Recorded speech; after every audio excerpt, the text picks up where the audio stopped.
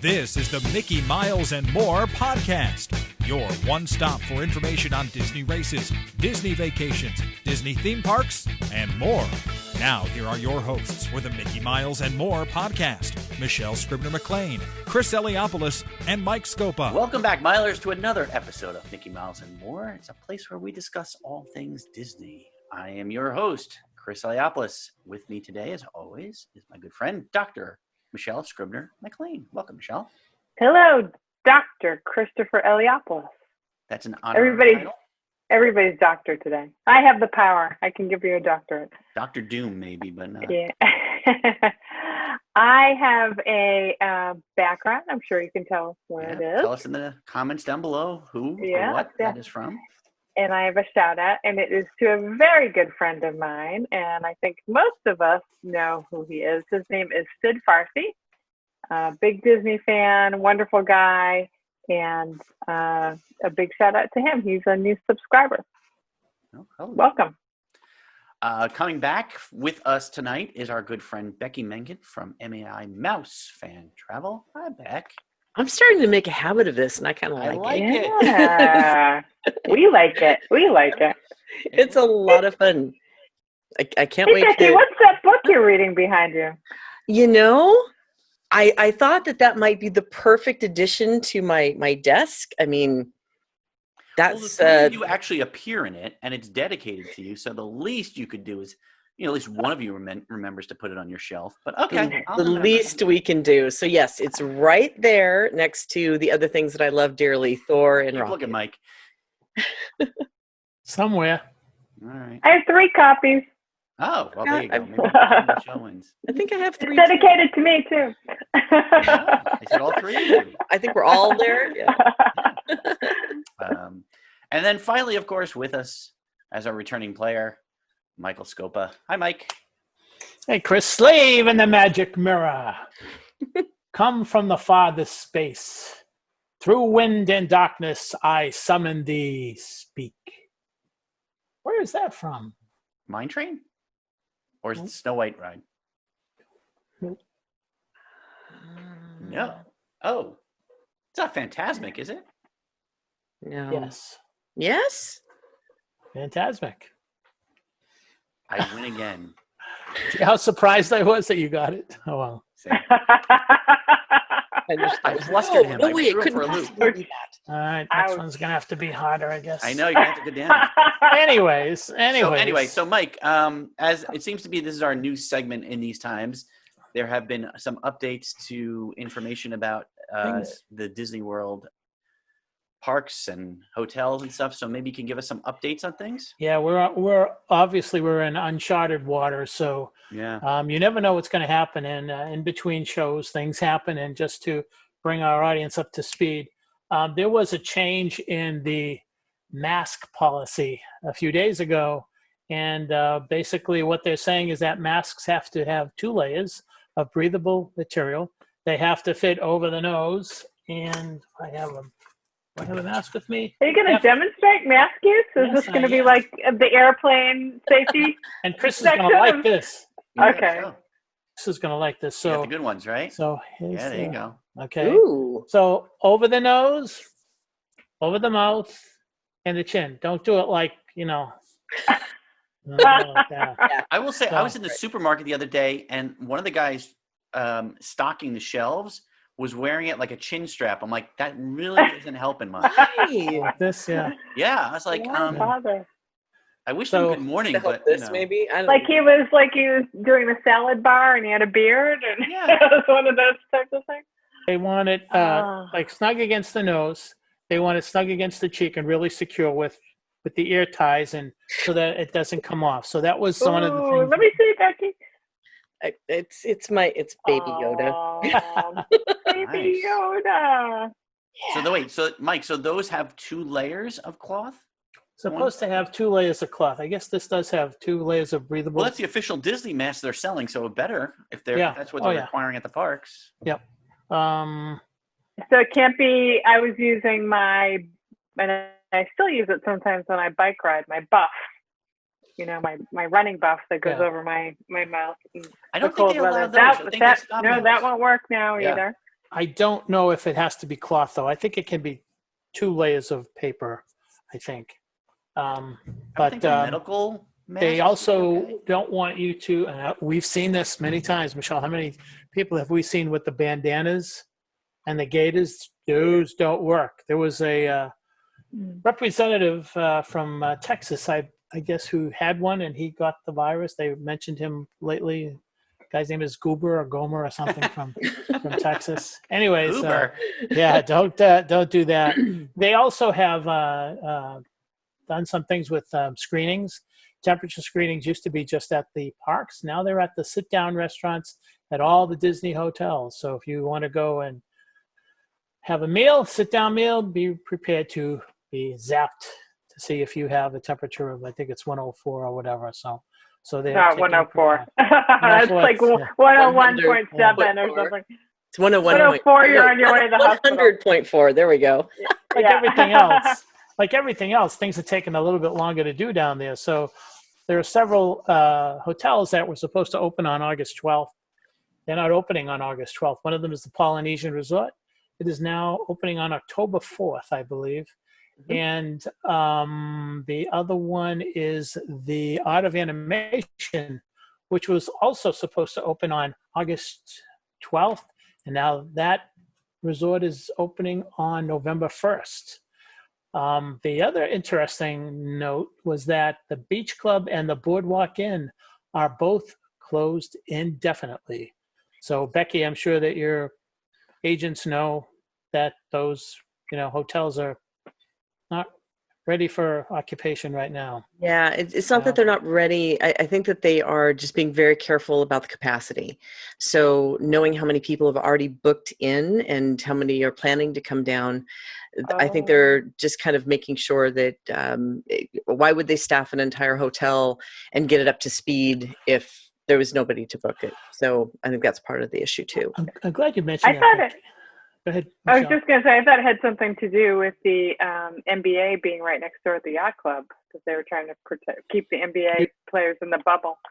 That could be That one could of be the part of reasons, Michelle. Yeah, but getting back to what Becky said, I did hear from a friend who works down there that the company is, well, the powers that be down there are well aware of what's going on with the cost of running each park, and apparently with the park capacity the way it is right now, and who knows exactly what that capacity is, but I keep hearing 9,000 to 10,000, that they know exactly how many people are coming in, they know exactly how to staff, they know exactly what they need for food, and it keeps waste down, and it actually helps them turn a profit. So right now, capacity is probably going to be what it is today for a while, and for that matter, Becky, you could be right, that could be the reason why they're closed. But there is a hotel that is opening, and that's the Swan.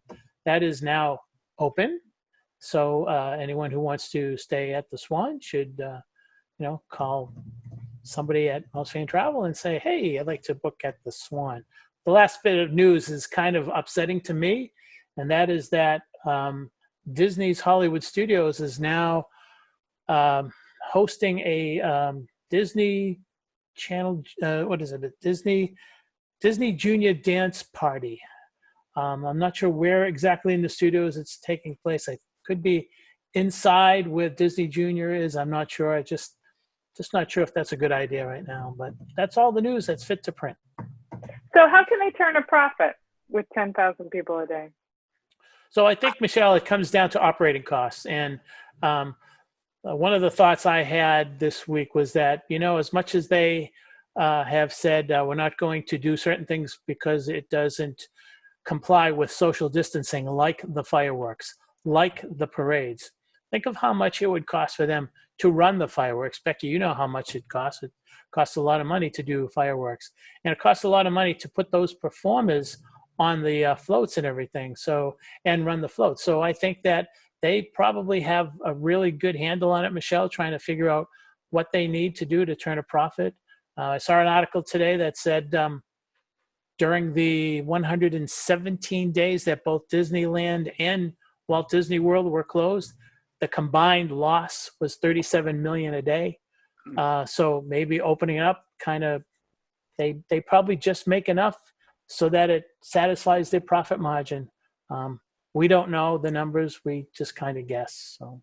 And even if it doesn't, quote unquote, satisfy or make it profitable, it's steps they're taking and a test and adjust process as well, from what I understand. So as they're opening up slowly, they can test the plexiglass screens and test how people are social distancing and how it's working in the queues to try to keep the guest satisfaction high as well. So while I don't know if they're actually profiting, they're at least making steps forward towards profit, in my opinion.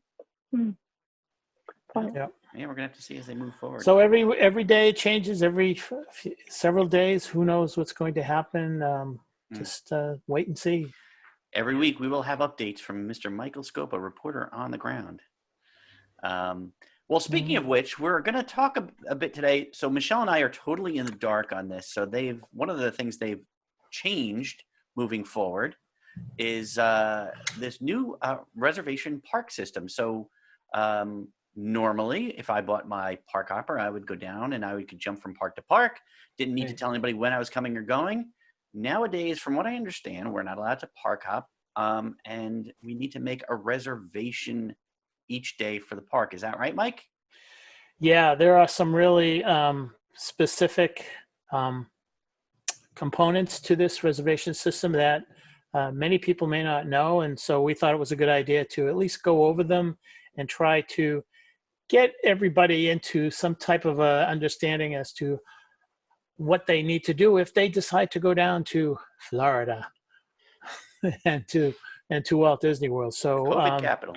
So Beci, I mean, if I may, I'll start. And Beci, please jump in if I'm sure you know this like the back of your hand. But first thing first is every agent who deals with a client probably says the first thing you need to do is you need to make sure that you have an account on My Disney Experience, because if you don't have an account on My Disney Experience, you're not going to get anywhere. So once that is secure, you can then access and do this reservation system. So in order to enter the park, you have to have a park reservation and a valid admission for the same park on the same date, and they're required for each person in your party. So a couple things to keep in mind. It's one park per day. You cannot park hop. Presently, you cannot park hop. So if you want to go to Epcot next Thursday, you're there and if you happen to get a reservation and you have your ticket and everything, then you're going to be there for the whole day. So that's something that is quite different to a lot of people. If you buy a multi-day park hopper, or if you have an annual pass like most of us have, it's completely different frame of mind. You have to think about, do I want to stay in the park for the whole day? Beci, does that sound right? Yeah, that is correct. You have to choose. You can come and go out of that same park. Right. So if you want to leave and go down to Disney Springs and have lunch and come back, you certainly can. But the only theme park you can go into is that one park. And that once again, going back to what Michelle said about operating costs, that way they know exactly what their maximum number of guests will be, what that capacity cap will be for that day. So exactly. So Beci, if I wanted to go and I wanted to make sure that I had I had a valid park admission, I want to make sure I had a reservation, would booking in a Disney resort guarantee that I get in, or is it is that I have to book, I have to have a park ticket, and then I have to make a reservation? All three. So first of all, it depends on the bucket you're in. So there are 3 buckets to making a park reservation. The first one is if you are an annual pass holder, then at that point you get 3 reservations at any given time. And if you do book a resort as well, you get the number for your length of stay. So that's the number you get. The second bucket is Disney resort guests. So it does not guarantee that you're going to get a park reservation if you book a resort. However, the third bucket is just theme park tickets. So if you have like a 4-day or 5-day, then you get 4 or 5. Each of those buckets has its own number of allocation. So if I'm looking at the calendar right now, if you're a Disney resort guest, you're probably going to have an easier time getting one of those reservations, because I have this sinking feeling that the availability is actually increased than the other 2 buckets.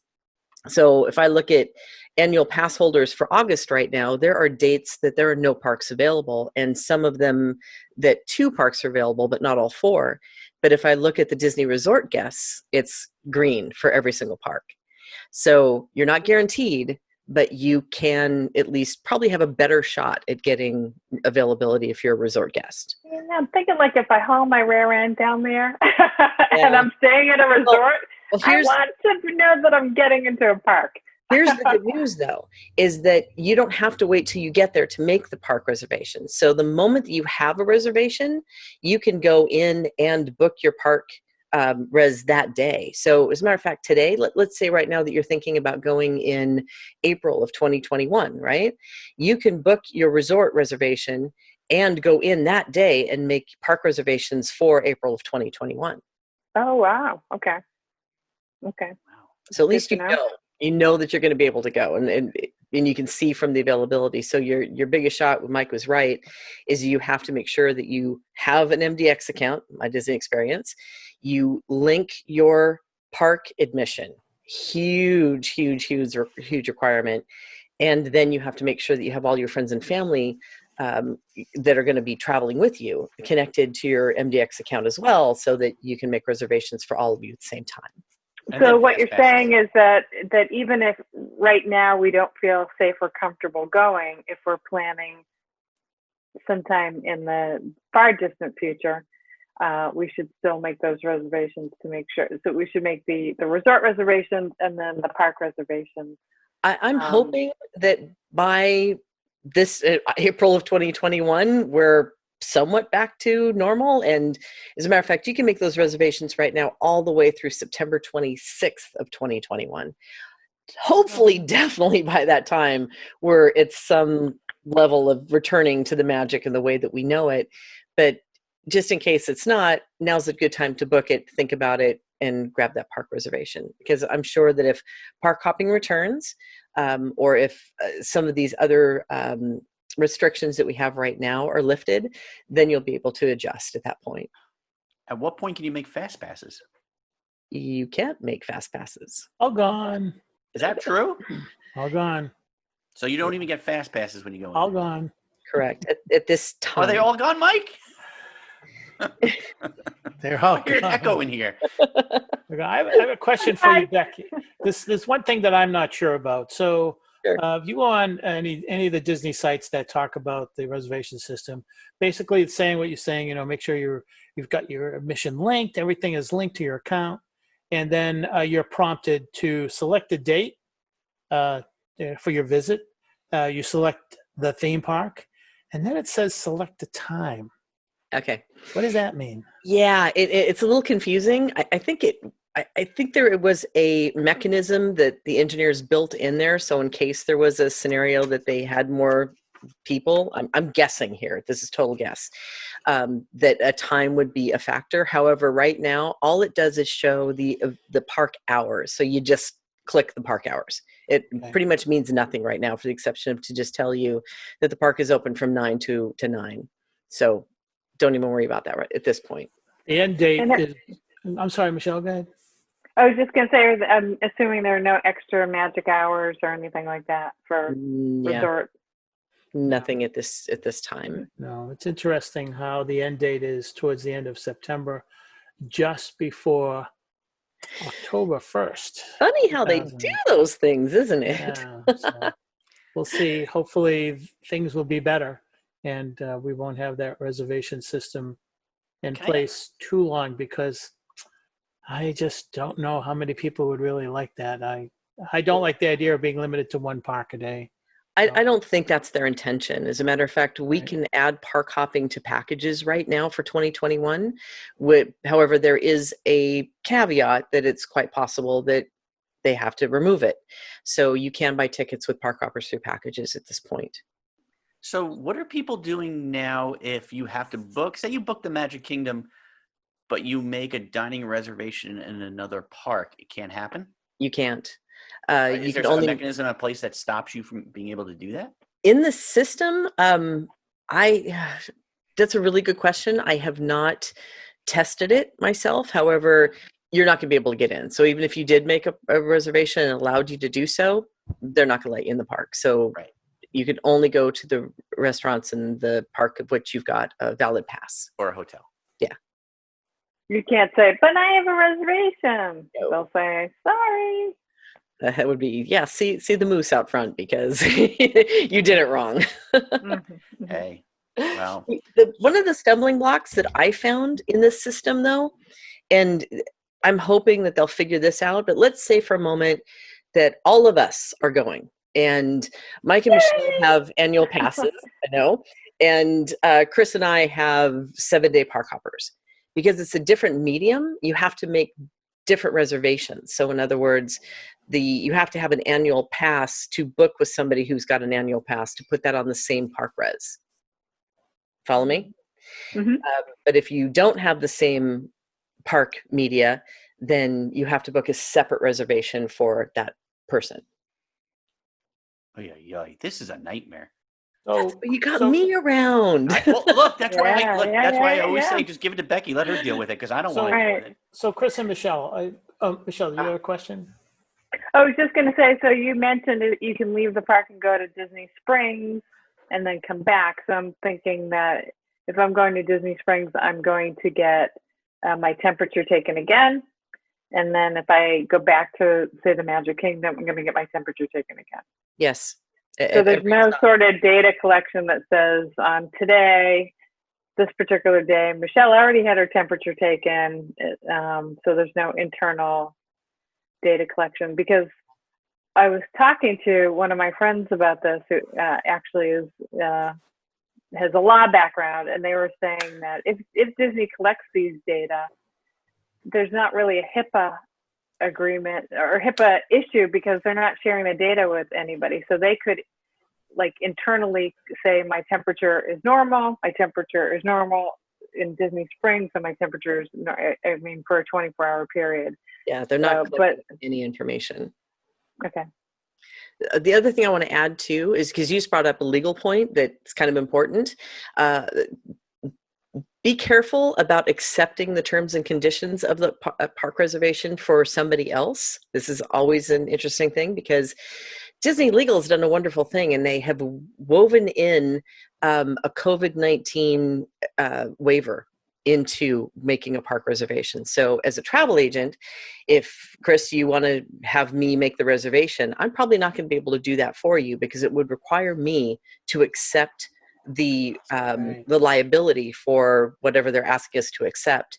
So what we do is we will get on a chat like this, or get on the phone with you to step through it, or to look up the availability for you so that you know when we're booking for you that park is open, and then we'll give you that number so you can go in and make that reservation really quickly. However, because of the legal liability and the waiver that they've attached to the park reservation system, you probably shouldn't be doing it for other people. So basically what that waiver says is if you contract the virus while you're there, Disney is not liable. There's an understanding that you're taking a risk. That's part of it, yes. Yeah, those are terms and conditions that are on the My Disney Experience site. So just before your reservation will appear in the My Plans area of the My Disney Experience, you have to say, I agree to the terms and conditions, and then you hit confirmed, and then you're on your way. But one of the things I want to ask Chris and Michelle is that, with all this stuff that you heard tonight, I'm just curious. Michelle, I'll go to you first, ladies first. Between now and September 26th of next year, would you go to Disney World knowing all you know now about the reservation system?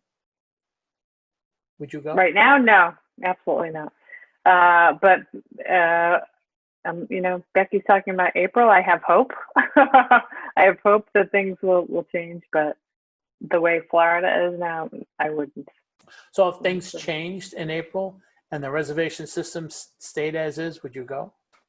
It's not the reservation system I'm worried about. It's the spread of the virus. Right. And, I honestly I see a lot of my friends on Facebook going, and, I really thought long and hard about this week. It's a choice that I wouldn't make. And it's, something as an educator that Parents are making decisions about sending kids back to school.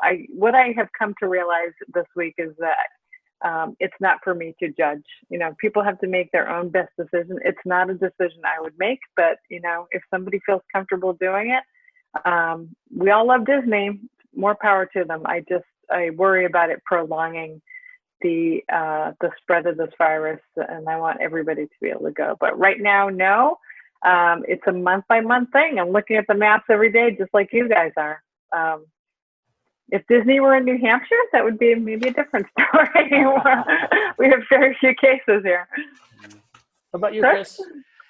Well, it's funny. You can ask Becky. We transferred our August of 2020 vacation to 2021. So we just basically redid that one. So I'm as negative as I am about everything. There is an optimist in me, and I'm hopeful that we're going to reach a point where things clear up. We find a vaccine. Things get back to a semblance of normal. Beyond the virus stuff, though, I just find all of this stuff so unattractive to enjoying my vacation. The idea of the air travel is horrible because it doesn't seem like they're really doing what they need to be doing. And just I know you're talking about like profit and loss and basically, how to keep themselves afloat by how much they run. To me, it's also a profit and loss in terms of what do I get for my money? Like I bought, park hoppers. I want that ability. You're taking it away. Well, give me some money back. I'm not allowed to, go to certain parks. I want some money back. I'm not getting fireworks. I want some money back. I think part of my problem is, other than the virus part, if they took away the virus and they were only offering this now, I'd be really upset and think twice about going back there because I'm not getting the value that I'm paying. So right now, I at least until April, I'm not even thinking about it. Mike, would you go back? Are you thinking about it? Chris, you hit the nail on the head. I've always thought about, well, if they were going to reopen and they were going to reduce services, if you're reducing services, why aren't you reducing costs of the guests? If you want to draw me there, then why am I still paying $125 to go into a park? And I have to stay in that park, and probably I'm not going to be able to go to every restaurant I'd like to go because some of them are closed. And it's going to take me a long time to go to all the attractions because of things like social distancing, and it's going to take a long time to go through the queue. And oh, by the way, I can't take pictures. I can't hug my princess and take a picture with her. I cannot watch. All right, creepy old man. I cannot watch Happily Ever After. I cannot watch a parade. Well, there's no parade. There's not no nighttime parade in Magic Kingdom anyways. But yeah, I would say that, that's part of it. But I think the big thing is what Michelle said. It's really not the parks. It's the virus. It's the danger out there of contracting that virus. And the thing is that for a lot of us, we have to fly to get there. And who wants to fly in this environment? So like Becky said earlier, most of the visitors are going to be locals. They're going to be the drivers in, the people who are within maybe a day of driving. And, they'll go. But I don't see a lot of people who normally would fly into Orlando going over the next 3, 4, 5, 6, 9 months. All right, Michelle, you're going to get something, and then Becky's going to get the final word. So yeah, I have 2 points. The first one is I honestly think everything should just shut down in Florida. I think that's the way that it should be done. However, if I were going to go someplace, Disney, I've said it before, Disney would be the place that I would go. I feel that they're putting in their best effort. But I honestly just don't feel like that's the way to do it. I have to disagree with my co-host here because for me, I love the attractions.